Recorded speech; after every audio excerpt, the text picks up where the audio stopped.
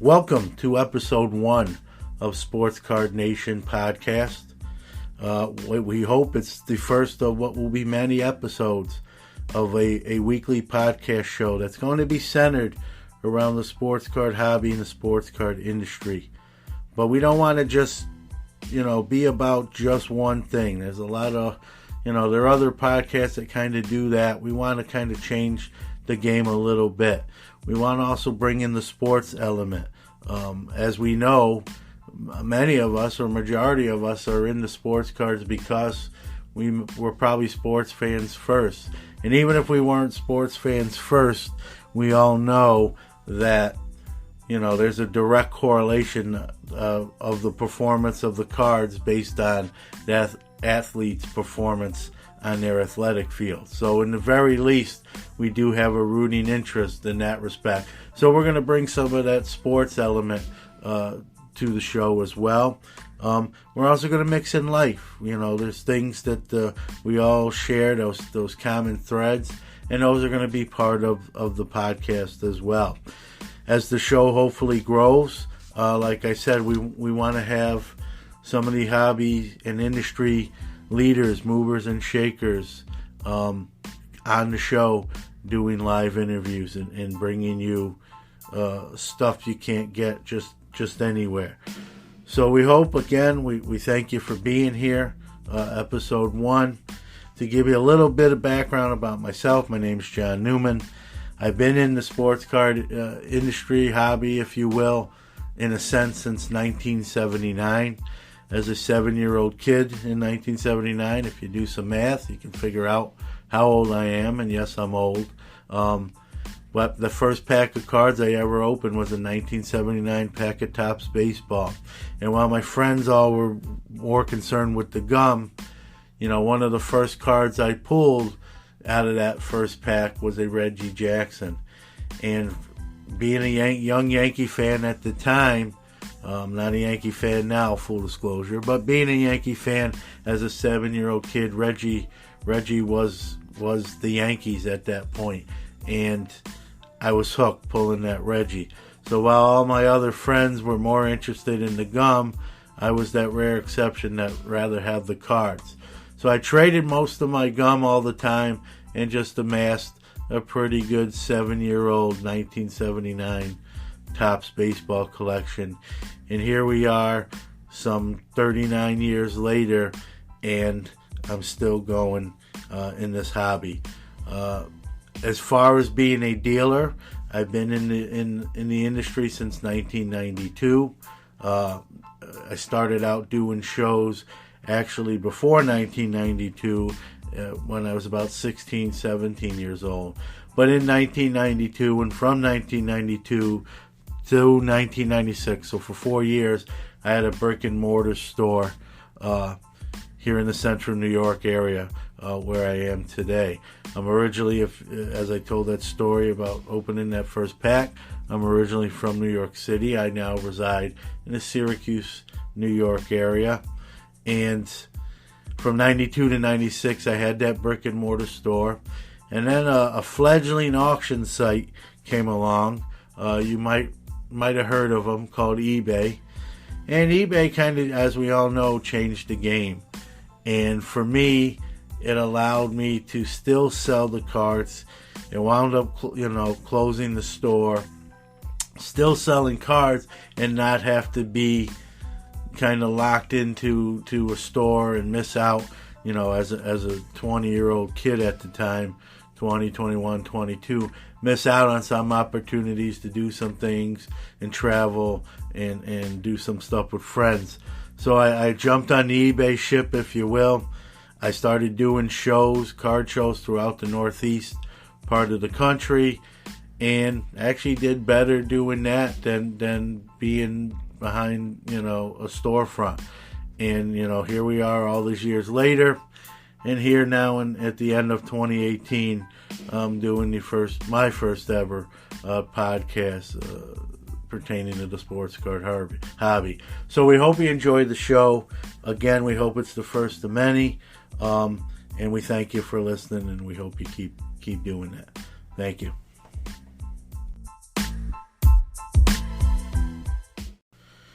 Okay, let's talk about some hobby news.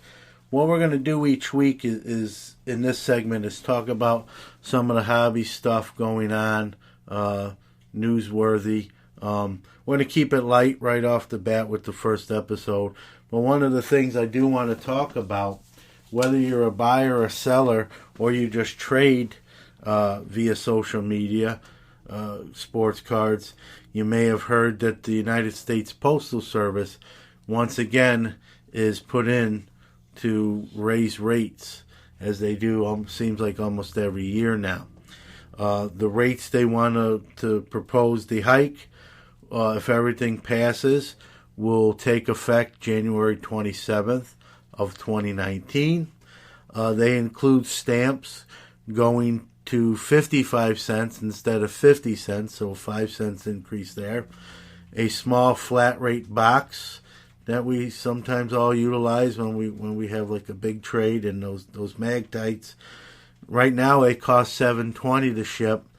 They'll be $7.90 if this wage increase passes. All priority mail services are facing a 5.9% increase across the board. All first class mail services are facing a 3.9% increase across the board. And this one, to me, is one of the biggest ones that I'm not looking forward to personally on a personal level. But first class packages, the bubble mailers we all know and love and send on a regular basis. Right now we kind of just pay one price based on weight, of that bubble mailer. And that's going to change if these rate hikes go into effect. And the new system is really going to be based on what zone you're shipping it to. So the further it has to travel, the more money it's going to cost. So for us here at Newman Sports Cards, if we mail something here from New York State and we mail it to California, it's going to cost us more to do that than if we mailed it to Ohio. And right now, whether we mail a 4-ounce package to Ohio or whether we mail a 4-ounce package to California, it's that same $2.66 rate. And now that's going to change. The United States Postal Service wants to basically charge kind of a mileage type thing. The further that package has to travel to its destination, the more money it's going to cost the shipper to send it. And that's going to change, kind of how we do things, I think, a little bit. Maybe not tremendously, but especially when it comes to smaller sales. And, we make some big sales. We make some smaller ones. We sell, cards anywhere from a $3 to $4, $5 order all the way up to obviously hundreds of dollars, if not thousands of dollars. And now, if we're sending a $4 or $5 order, if that shipping is going to be that kind of severely increased, it may cost us some sales. Or if we have to raise those shipping prices because that person lives all the way in California, that's not their fault. Why, they're almost kind of be punished for living further away. So this one I'm not real thrilled about, not real excited about. But at the same time, they seem to raise rates every year. So you almost kind of get, I hate to say it, but you almost kind of get used to it. But, I hope at some point, these rate increases, stop. I just read a report that's saying, the Postal Service is losing money. They're actually spending more than they're intaking. I don't know if that's true or not. It sounds kind of hard to believe if you ask me. But, and that's where these rate hikes are coming in from. And, if they're doing as bad as they say they're doing, when will these rate hikes start? I could see, I hate to say it, but I could see a time where it may cost $1 just to put a stamp on a regular letter to send it. And that's kind of crazy when you think about it. I'm old enough to remember when stamps were, 23 cents, and now we're at 50, and soon it looks like it's going to be 55 cents. So I don't know, whether you knew about this hike coming, but there you go. Hopefully, maybe it won't pass, although I don't believe I've ever heard of any of the increases not passing. So that's kind of what we're in for. So the other thing I want to intersect here, to kind of, like I said, keep it light, is hobby lingo. And I want to open this up for feedback. If you're on the Anchor FM app listening to the show, you can send us a voice message, or I believe even a text message. What lingo in the hobby, stuff that's said for short, you don't like or bugs you? Everyone, the funny thing is everyone, the word moist. Certain people hate the word moist. I'll go first. For me, it's kind of, I hate when people call Contenders, the Contenders product from Panini, Tendies. I never use it. I'm using it now to say I don't like it, but I hate when it's referred to as Tendies, instead of Contenders.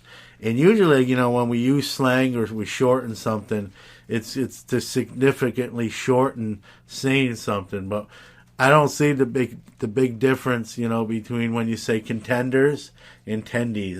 It's, one syllable extra in the Contenders. And the Tendies just sounds, I don't know, maybe it's just me, it probably is, but it just sounds sort of like, chicken nuggets from somewhere. So, you never hear me say Tendies or print Tendies in any one of my posts, unless I'm making fun of it. It's just one of those pet peeves of mine. I probably have a few, but that's the first one that really popped into my head. So what are yours? What lingo or slang in the sports card hobby you don't like? It kind of rubs you the wrong way, and you'll never do it. Let us know, and on future episodes we'll highlight some of those of what bothers you and what gets your goat, so to speak. So to close out this segment, folks, one thing we want to, I want to talk a little bit about the show. I mean, some future plans with the show is we're toying with the idea of maybe featuring a breaker of the week, someone who breaks wax, who does box breaks, case breaks, and maybe, once a week highlight a different person, have them on the show, ask them what they do, why they're different, why they consider themselves better, than everyone else. Kind of highlight their business, what they're doing, and kind of, each week highlight someone like that. We're even thinking about doing some, I know there's no video accompanying, this is just sound, but maybe doing an on-air box or wax break, where I open some stuff and kind of narrate what I pulled, not the same, I agree, as a YouTube video per se or an Instagram video, but kind of a different perspective to do kind of a wax or box break via podcast. Would kind of be different. Again, future plans including interviewing, some hobby leaders, some of maybe the card company personnel, some of the, bigger dealers and national convention, personnel and those types to talk about the hobby and get some maybe potential insider info out to you and highlight the hobby as well. And also, speaking of feedback, I want to I'm going to keep it real, but I also want to bring a positive spin to the hobby. There's enough bad stuff we see every day from scammers and shysters and that sort of thing, and people not paying bets, which is kind of another pet peeve of mine. You young kids, betting on sporting events and whatnot, and the one person doesn't pay the other one. But I want to also bring a positive aspect to what we do. Obviously, it is a positive thing, or we wouldn't be doing it. So if there's someone you want kind of highlighted or maybe focused on, give me that feedback, and we'll see what we can do. And as we grow and maybe get some sponsorship down the line, I mean, Rome wasn't built in a day, but maybe we can do some giveaways. I mean, I can even do some of those with my own stuff if need be. But as we grow and maybe get some sponsorship, it's something to think about down the line is having some giveaways. I know everyone loves those. Heck, I love them too. So the opportunity to win something or get something for free in today's day and age is pretty cool. So we hope that's something that we can incorporate into the show for everybody. If you want, like I said, if you're on the Anchor FM app, you can message us. There's even a voicemail feature, I believe, where you can send us or leave us a voicemail. And we may be able to put you, the app itself allows us to take that voice message and put it on a future episode. So any feedback, or I asked about it. What are your hobby pet peeves? Shoot us some of those. We'll hopefully run them on a future episode. You can also email us if you want to email the show. The email address is sportscardnationpc. That's all one word. Sportscardnationpc. PC short for podcast @gmail.com. So one more time, it's sportscardnationpc, all one word, no spaces, @gmail.com. And you can email us any ideas or some things you might want to share with us, and maybe you hear something you told us on a future episode. So once again, thanks for being with us as we continue the show.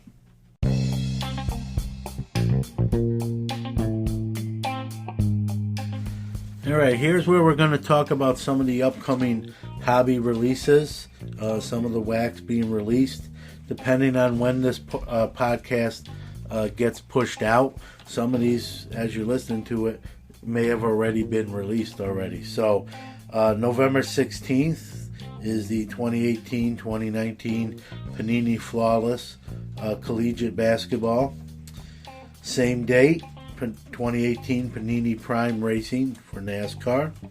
Also on the 16th is the 2018 Topps Holiday Bowman Baseball, another Bowman product. It seems like just more and more every year. Bowman. Although I'm not gonna lie, I do love Bowman. So on the 21st of November is the 2018 Panini Playoff Football. Also on the 21st, the 2018-19 Panini Prism Basketball. Same date, the 2018 Rittenhouse X-Files Season 10 and 11. And while, folks, we don't do, non-sports ourselves, we're going to keep you abreast of any kind of releases like that. So X-Files on November 21st. On November 23rd is the 2018 Panini Black Friday release.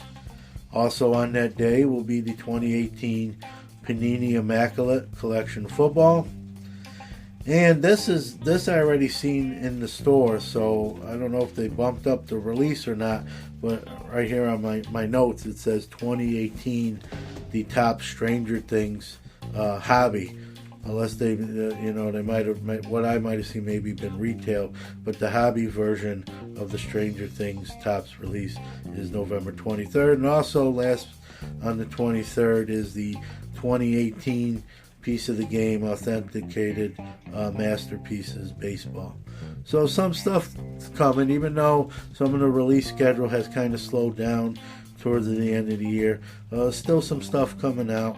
The releases will start to fire up again as we turn the corner here on the new year in 2019. And we're going to use this podcast each week to kind of tell you what to look out for, what's coming up the line, if you will, and where your money might be spent. So there's this week's product release as we see it. So there you go. All right, here's a segment of the program here where we're going to talk about some of the sports news, some of the bigger topics going on in the sports world. And while this next topic I am going to talk about is kind of over and done with, it in a technical sense, it is going to drag on, and I also wanted, even though it's kind of over and done with, I did want to put my 2 cents in it. Now that I got a microphone in front of me, and just so everyone knows, some of you may know that from seeing my posts if you're one of those people. I'm a huge Pittsburgh Steeler fan.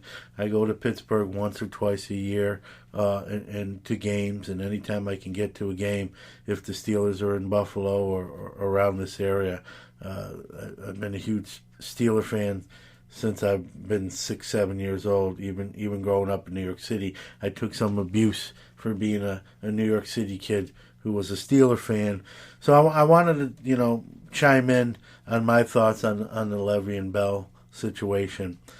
And while I understand sort of why he did it, being a fan and kind of reading a lot of the behind the scenes stuff and the blogs and the local Pittsburgh beat reporters stuff, they really weren't as far off as they made, as probably him or his agent made it sound.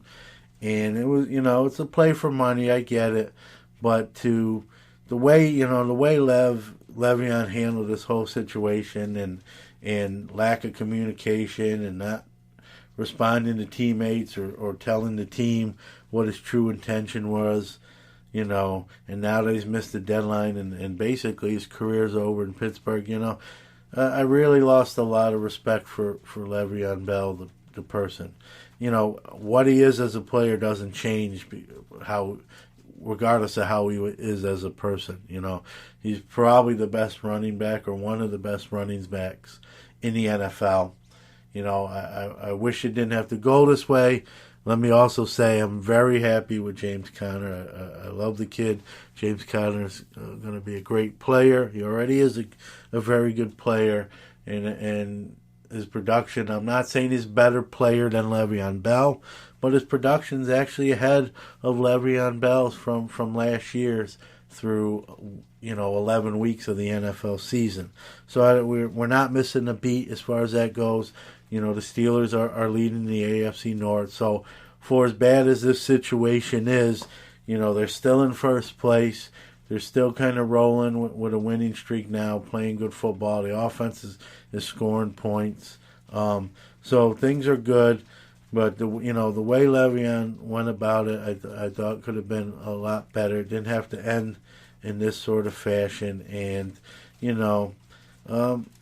had an opportunity to be one of those all-time Steeler greats. He really was on that kind of track, and now that's over with. And that's the sad part of the thing is I don't think some of these players realize, besides the money, kind of what they're losing.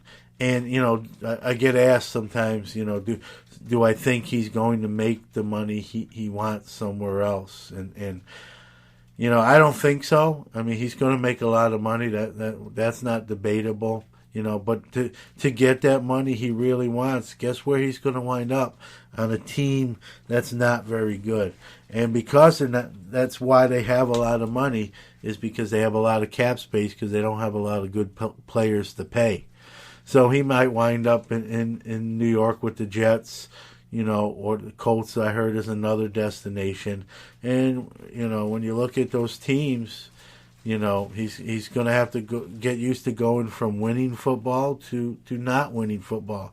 So if it's about the money and not maybe contending for a Super Bowl ring, if that's what it's about, Le'Veon, then go get your money, and enjoy losing. That's all I got to say. And think about years from now, you'll have to think about kind of what you gave up in leaving Pittsburgh and being on track to be one of that franchise's all-time greats, and you kind of threw that away. So there's my 2 cents on the Le'Veon Bell situation. Actually, it was more than 2 cents, but that's really how I feel as a Steeler fan coming from that that perspective as well. The other thing I want to throw out there, it's been kind of a hot button topic this week.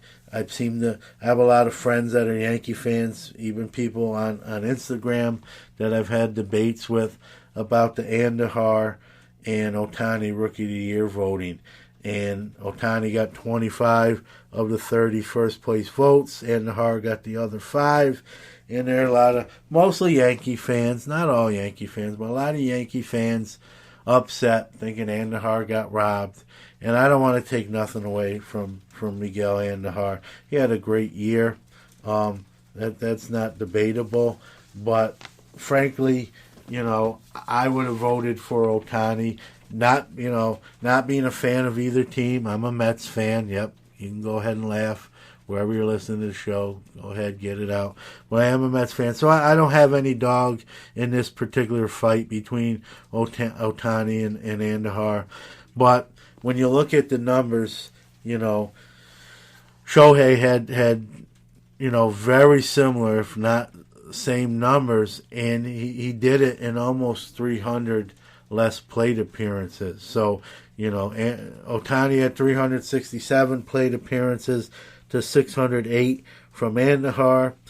And regardless what you think, when you look at the numbers and the slugging percentage, Ohtani was one of the better hitters in those 101 games he played. He actually surprised me. I was one of those guys that before the season started, I thought he was going to be kind of a colossal bust. And he changed my mind. I think I think the thing you worry about with Ohtani, obviously, is he going to be injury prone? Keep this in mind. He had the 7th best OPS combined AL and NL, not just the American League. He had the 7th best overall OPS in both leagues. Only a few that were ahead of him were like Yelich, Trout, Mookie Betts, and those guys, Arenado. But he was right there in that mix, 7th overall in OPS in that 101 games. So this guy has shown he can hit. Some of those homers were in the clutch fashion. And let's be honest, I think what pushed him over the top and got him that Rookie of the Year award over Andujar, was the fact that he pitched 51 innings, 4-2 record, so winning baseball on a really non-winning team, a 3.31 ERA, which in today's game is a very low ERA. That's not average. That's above average ERA, and a 1.4 K ratio, so over 1 strikeout per inning, 1.4. So, when you combine the hitting, the fielding, yes, there was a shorter body of work than Andujar because of injury. But, when a guy produces pretty same numbers as someone who played 300, got in that batter's box 300 more times, to me that says they're the better player. They took a lot less at bats to put up the same or similar numbers. You factor in again that he pitches on top of everything, and I think he, some may not agree, but I think it was the clear-cut choice for that award. The other thing, no one likes to talk about, or they like to sweep under the rug when it comes to Miguel Andujar. He's not a great fielder. Actually, let's be blunt. He's actually a bad fielder. And I remember early in the season, Yankee fans may acknowledge this too. His name was brought about in trade talks because the Yankees were not enamored with his fielding ability.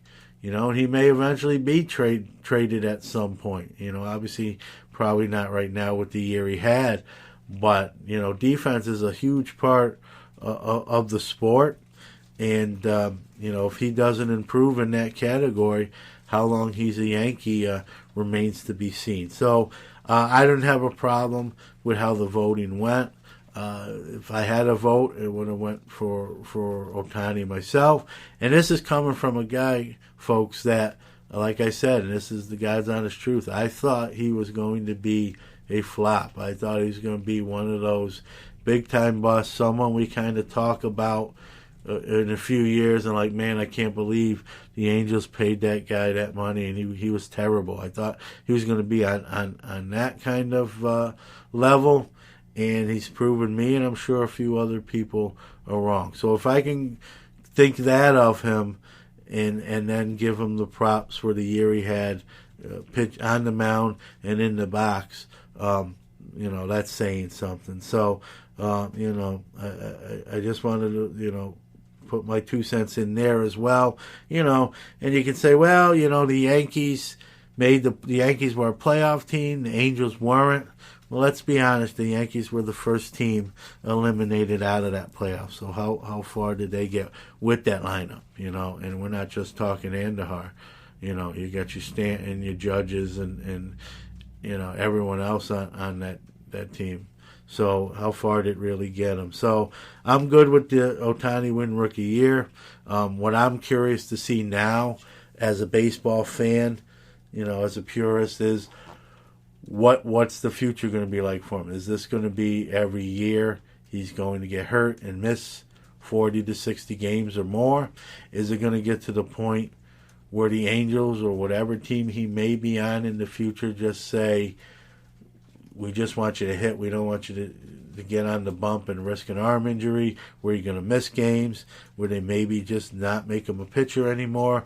But the other thing is, let's be real, I think he's too good of a pitcher to really kind of take that aspect away from him. So it'll be interesting to see how his career plays out. I'm definitely curious about that, and as a dealer, how that affects the cards and that sort of thing.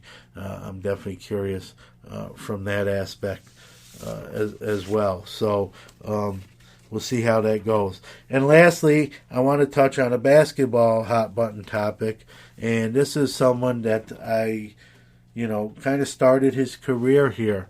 Carmelo Anthony, formerly, I guess, he's on his way out from Houston.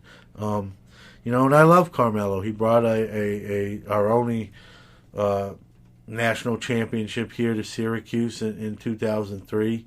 Incredible player. We were all hoping he came back for at least another year. That wasn't to be, as he started his NBA career in Denver. But now looking, 14, 15 years later from that guy here in Syracuse, while I'm still a Carmelo fan, I guess my loyalties run deep because what he meant to the city and this town and bringing that NCAA championship here. He's kind of proven at the NBA level to kind of be a selfish guy that's a ball hog sort of player, guy that likes to shoot first and not pass. He's suspect on the defensive end, although I will admit he has improved that in the later years of his career compared to the early years. He's a guy that I look at and I say, man, there's a guy that chased money rather than ring opportunities. He had opportunities to kind of go to a team that was close or would win, a championship ring, and he just kind of took the payday. I know when he signed with the Knicks, I'm sure in his mind he kind of envisioned that going a lot different and them contending and competing. That didn't happen. That thing became a disaster with Phil Jackson too, and he's kind of become a journeyman player for a guy that probably should be in the Hall of Fame and will be a Hall of Famer. He's kind of now bouncing from team to team. It's like a lot of teams don't even really want him anymore. And he's really what we call in the NBA now is a role player.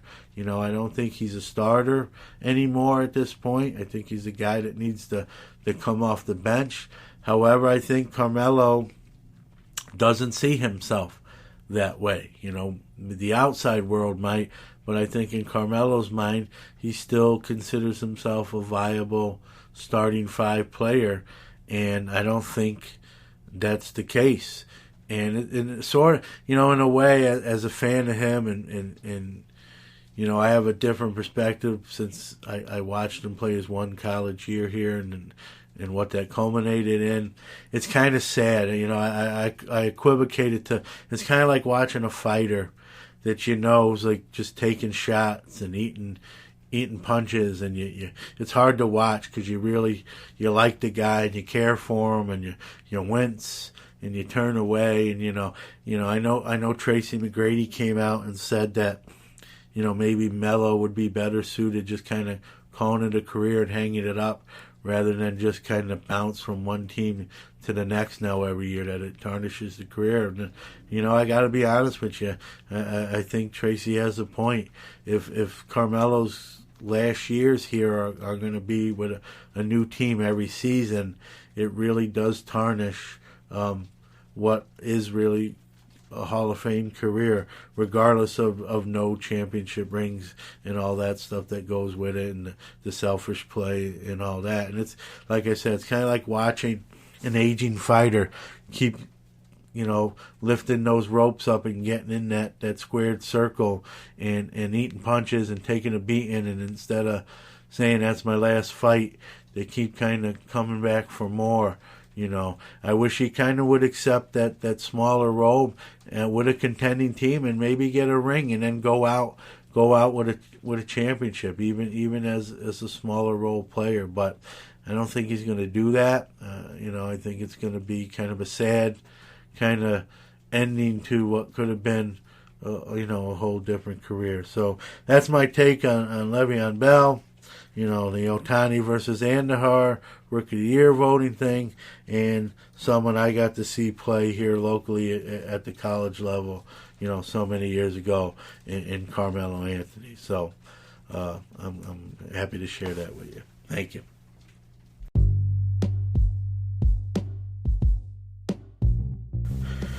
Okay, each week one of the things we also plan to do and want to do is kind of pick 3 games and from sports. At this case, it's football season, so we're going to pick 3 games each week. This week there are going to be 3 football games, two on the college level, 1 on the NFL level. And what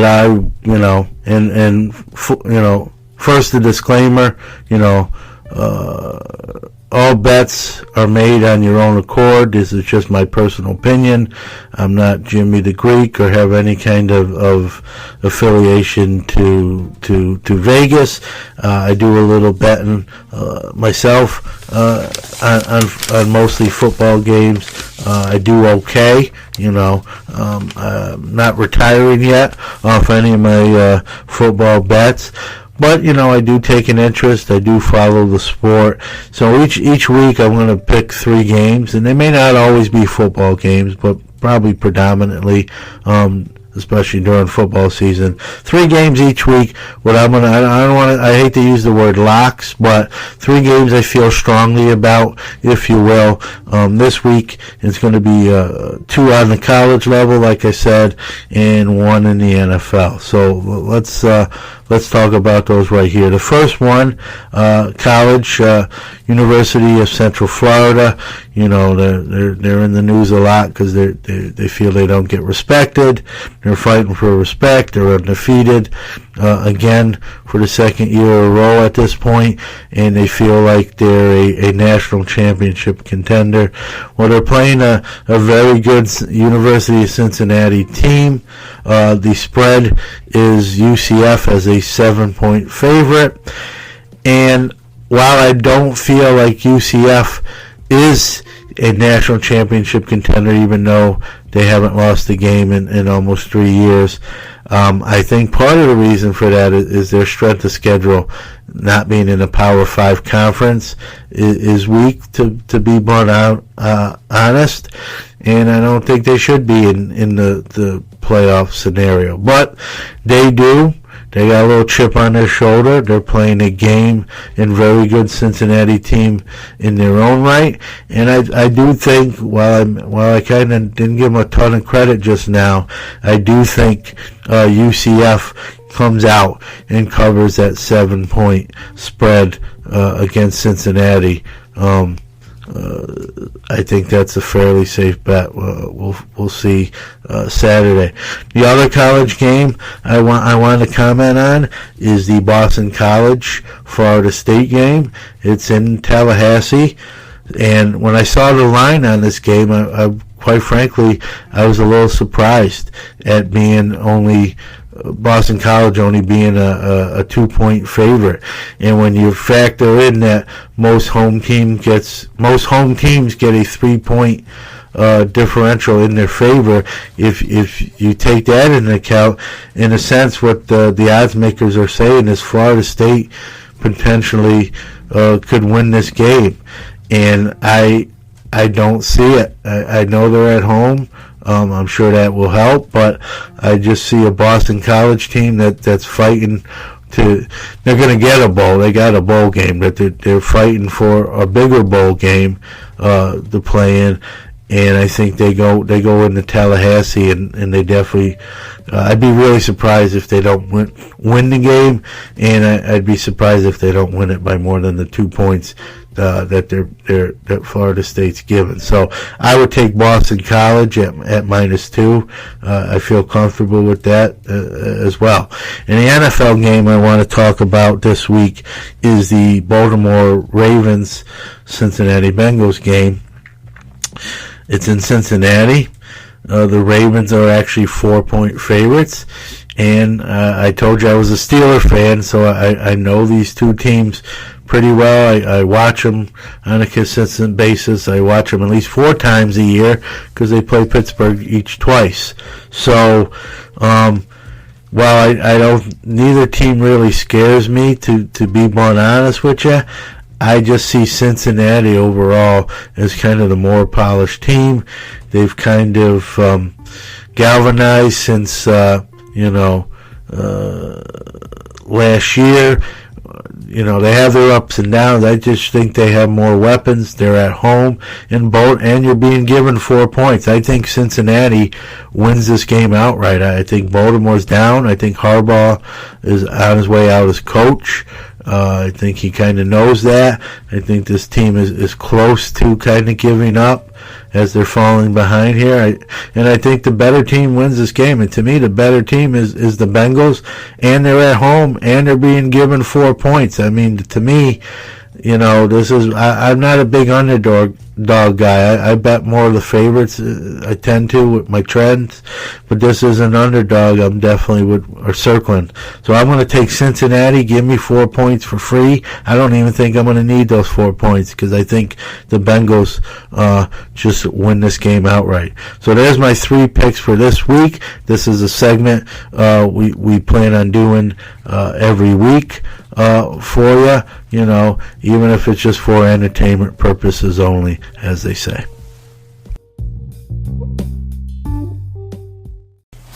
All right, this segment here is going to be what we call a prospect segment. Where I'm going to take this time and talk about a few prospects from baseball, kind of coming up or not coming up through the ranks. I don't think this is going to be an every week segment. I'm just going to pick my spots, but we are going to do this segment on this episode. I'm going to talk about 3 players you probably heard of. Okay, Pavin Smith of the Diamondbacks, Mickey Moniak of the Phillies, and another Diamondback, John Duplantier.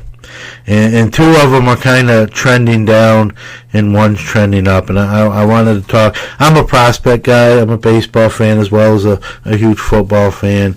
And I kind of follow the minor leagues. I live here in Syracuse. We're actually now the AAA affiliate of my own favorite team, the New York Mets. Previously, we were the AAA team of the Washington Nationals. I've always followed baseball and played baseball and been a baseball fan and doing cards. I always do prospecting. I'll buy, hundreds, 200 cards first cards of a certain player, because I feel like they may be the next guys, quote unquote. And so I follow the minor leagues as a whole. Would I say I'm an expert? No. I mean, I don't know who is, anyone can say they are, but I do take an interest. I do look at some things. I also listen to some minor league podcasts as well to kind of get some inside information, maybe ahead of something, to be blunt honest with you, ahead of someone else. So it allows me to maybe buy a guy before everyone else is on to him. These guys are kind of established in the hobby. Let's talk about Pavin Smith first. He's a 7th overall pick by the Diamondbacks. His first year did not go great. He did hit 11 home runs, but since then, his power numbers have severely declined. He's actually showing very little to no power compared to the hit tool that he was drafted on. He just completed his Arizona Fall League season where he batted .250 with no home runs, when that was a major concern going into the Arizona Fall League season, and he didn't do anything during that league season to kind of quiet the doubters or the people that are worried about him. Some of the things I'm hearing with Pavin is his swing is slowed down, or is slower than what they thought. He has an under 400 slugging percentage, and like I said, he just completed an Arizona Fall League with 0 homers and a .250 batting average. So some of the doubters are starting to creep in. He's not old in minor league terms, but a lot of people are let's put it this way, are kind of jumping off the Pavin Smith ship. I myself is believing he's not going to be what the Diamondbacks thought they were getting when they took him 7th overall. So we'll see if he can turn things around. That clock's kind of ticking for him, and you root for people. I'm a guy that roots for people, so I'm rooting. Actually, I didn't buy a lot of his stuff, so I don't even have a personal interest in it. I just, you don't want to see someone not be successful. So for his sake, I hope he turns the corner here and picks it up. So let's talk about another Diamondback going the opposite way. That's Jon Duplantier, pitcher. Okay, every year he's pitched in the minors, he's had a sub-2 ERA. Over a strikeout per inning average ratio. He's got nasty stuff. Last year he jumped to Double-A from rookie and Single-A, and most baseball experts would tell you that the jump from lower level to Double-A is actually a more significant jump than going from, let's say, Double-A to Triple-A. So that significant jump, he didn't miss a beat. He still had under 2 ERA. He's a 6'4" kid, 225 pounds, 20-year-old, throws some nasty stuff, and just at every level he's been at, he's pitched very well. So he's kind of on the fast track to the big leagues. Looks like he's barring injury, as we have to say, he's going to be a very good major league starter, and his stuff, when it comes to cards, is still reasonable.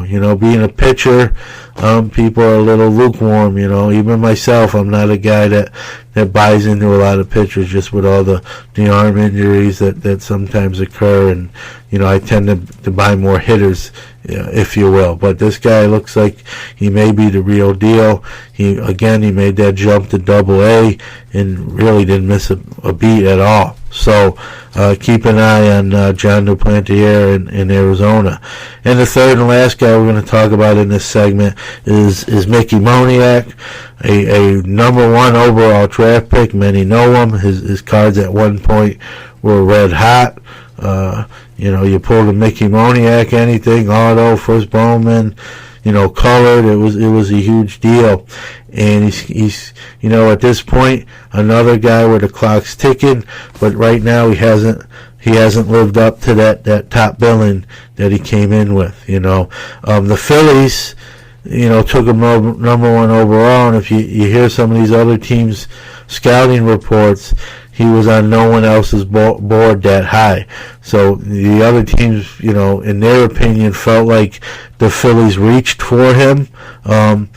But the Phillies liked him. But he's been slow to develop. So he hasn't been what you typically see from a pick in that slot. And I think the Phillies themselves, if they told the truth, would probably do a do-over at this point if they could, because some of the guys that got picked behind him later are on a far better pace to make the big leagues than Mickey Moniak. One of them being Nick Senzel, even though he had his own little setback with vertigo himself. Now Mickey, like I said, he's been slow to develop, and he's still 20. We got to keep that in mind. So, we're talking like he's over, he's done, he's on his last leg. That's not the case. But generally, these number one picks, as we all know, usually progress at a faster rate than later picks. So he's kind of been slow to develop. He hasn't been overly impressive. He did add 20 pounds to his frame last year, but all reports are that the 20 pounds didn't help his power, and it actually hurt him because, he's kind of a quick twitch player, fairly good bat speed, and the reports are saying that the 20 pounds added to his frame actually hurt that bat speed, that quick twitch. So, he's got some things to figure out. Hopefully some instructors and coaches in the Phillies organization themselves can work with him, maybe get him back on pace to be worthy of that number one overall pick. But as it looks now, he's got a lot of work to do, and I probably fall into the category like some others would fall into, that I don't think he's going to be the player that people kind of anticipated. So I know I don't have a lot of Moniak stuff left. I've kind of sold off, if you will. I kind of, getting off the Moniak boat and have kind of phased out a lot of the Moniak stuff we did have. So, hopefully it turns out. I'm not going to regret selling the stuff, but, for his sake, again, I'm a guy that roots for people. So for his sake, I hope he figures it out, turns it around, and I'll be honest with you, being a Mets fan, I kind of hope he doesn't, or at least not in Philadelphia. But, again, I root for guys, and I think there'll be some disappointed people that bought some Mickey Moniaks at a price level where if he doesn't pan out, they're not going to be real excited about that. So that's the segment with prospects. It's something it's going to be a regular feature. Will it be every week? No, but, as certain guys, like I said, I kind of keep tabs on this kind of stuff, and I like to share that information sometimes. So it'll be something you'll see from time to time on the show. So I hope you enjoy that, and we bring some insight with some guys that haven't reached the major league level yet.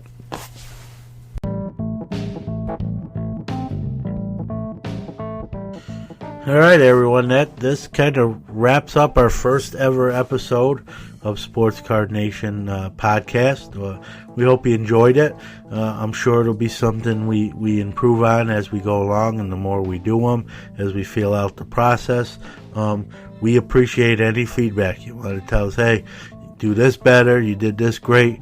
We don't take stuff personal. That's how you get better. That's how you do things better. If you're on the Anchor FM app, you can hit us with a voicemail or a voice message. You can also send us a text. If you want to send a text to my personal phone, area code 315-491-0239. Any thoughts, ideas, future ideas that you want to see on the show, if we like them, we'll implement them. This is our show. This isn't, it's not a dictatorship. We want to do stuff that you want to see done. If you want to email us, the email for the show is sportscardnationpc. That's all one word, all small letters. sportscardnationpc@gmail.com.